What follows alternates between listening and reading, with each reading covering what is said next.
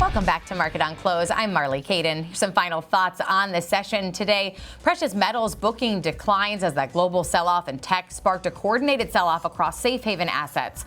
Gold plunged more than about 2% to break below the 4130 threshold.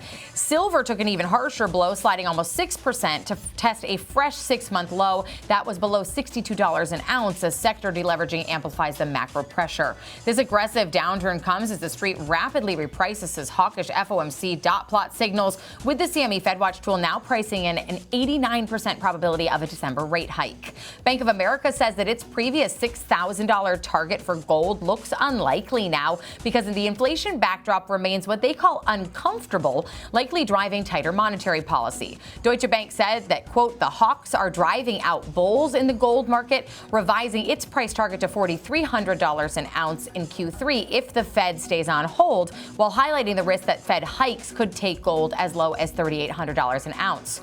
Christopher Mullen from Technical Traders said on my show yesterday that if we saw the dollar break through the 101 level, which it did today, he saw gold falling as much as 15% to about $3,600 an ounce in the near term, silver potentially dropping as much as 40% down to $39 an ounce. And we also got some data from S&P Global today showing that job cuts at U.S. factories are running near their highest levels since the end of the global finance crisis in 2009 and the COVID-19 pandemic.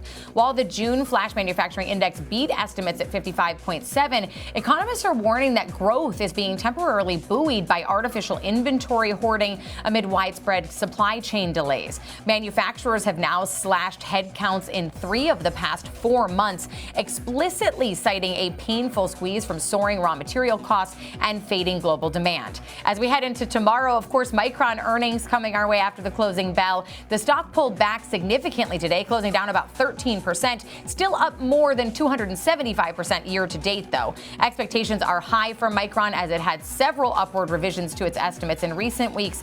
But Tiernan Ray warned me earlier on Trading 360 that investors are nervous about how long the good times can keep going for this notoriously boom and bust memory chip industry. The company has beat on both earnings and guidance for the last 6 quarters with an average surprise of more than 15% during that time, but it has traded lower after reporting results in 5 of those last 6 quarters. So we will see tomorrow what those numbers are. I want to thank you all for joining us today on Market on Close. I'm Marley Kayden. You can download our Schwab Network app available in the Apple App Store, and you can tune in 24/7 on schwabnetwork.com. I hope you have a great rest of your Tuesday.